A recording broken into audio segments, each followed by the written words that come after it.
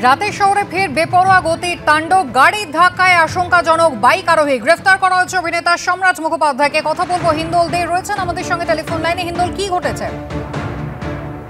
একেবারে দেখো, বেহালা থানার অন্তর্গত রাজা রামমোহন রায় রোডে সেই ঘটনা ঘটে রাত 12:30 নাগাদ।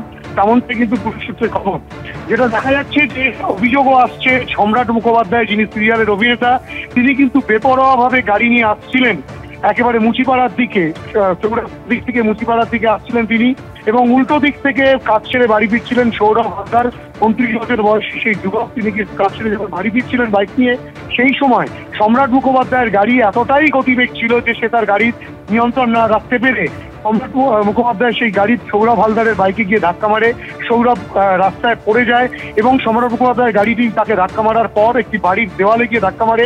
সেই বাড়ির দেওয়াল সম্পূর্ণটা ভেঙে যায়। এই যে গোটা ঘটনা, সেই গোটা ঘটনাটা সিসিটিভি ক্যামেরাতেও ধরা পড়েছে, যেখানে দেখা যাচ্ছে যে সেই বাইক আরোহী পড়ে গিয়েছে এবং তার এখনো পর্যন্ত যেটা পুলিশ সূত্রে খবর এবং স্থানীয়রা যেটা জানাচ্ছেন এবং হাসপাতাল সূত্রে যেটা জানা যাচ্ছে যে সৌরভ হালদার, তার কিন্তু কোমর ভেঙে গিয়েছে এবং তার শরীরের একাধিক জায়গায় গুরুতর আঘাত হয়েছে। প্রথমে তাকে এমআর বাঙ্গুর হাসপাতালে নিয়ে যাওয়া এবং পরবর্তী ক্ষেত্রে এসএসকেএম হাসপাতালে তাকে স্থানান্তরিত করা হয়।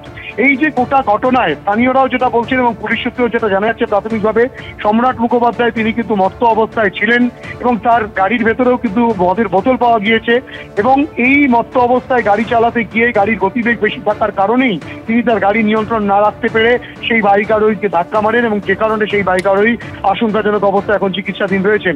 গোটা ঘটনায় সম্রাট মুখোপাধ্যায়কে বেহালা থানার পুলিশ গ্রেফতার করেছে। গাড়িটিকেও বাজেয়াপ্ত করা হয়েছে। সিসিটিভি ক্যামেরার ফুটেজ পুলিশ সংগ্রহ করছে এবং গোটা ঘটনাটা কিভাবে ঘটলো সেই বিষয়টাও খতিয়ে দেখা হচ্ছে, তেমনটাই কিন্তু পুলিশ সূত্রে খবর। হিন্দোল, ধন্যবাদ। আর এবার আরজিকর মেডিকেলে আর্থিক অনিয়মের অভিযোগ, তদন্তে এসআইটি গঠন রাজ্যের। প্রাক্তন অধ্যক্ষ সন্দীপ ঘোষের সময় আরজিকর মেডিকেলে আর্থিক অনিয়ম। 2021 সাল থেকে আরজিকরে আর্থিক অনিয়মের অভিযোগ, তদন্তে এসআইটি গঠন রাজ্যের। তদন্তে আইজি পদমর্যাদার অফিসার প্রণব কুমারের নেতৃত্বে 4 সদস্যের এসআইটি গঠন করেছে রাজ্য সরকারের স্বরাষ্ট্র দপ্তর। 4 সদস্যের এসআইটি গঠন করা হয়েছে। 1 মাসের মধ্যে রিপোর্ট জমা দেওয়ার নির্দেশ দেওয়া হয়েছে। আরজিকর মেডিকেলে আর্থিক অনিয়মের অভিযোগ, তদন্তে এসআইটি গঠন রাজ্যে। প্রাক্তন অধ্যক্ষ সন্দীপ ঘোষের সময় আরজিকর মেডিকেলে আর্থিক অনিয়ম। 2021 থেকে আরজিকরে আর্থিক অনিয়মের অভিযোগ, তদন্তে এসআইটি গঠন করল রাজ্য। তদন্তে আইজি পদমর্যাদার অফিসার প্রণব কুমারের নেতৃত্বে 4 সদস্যের এসআইটি গঠন। 4 সদস্যের এসআইটি গঠন রাজ্যের স্বরাষ্ট্র দপ্তরে। 1 মাসের মধ্যে রিপোর্ট জমা দেওয়ার নির্দেশ।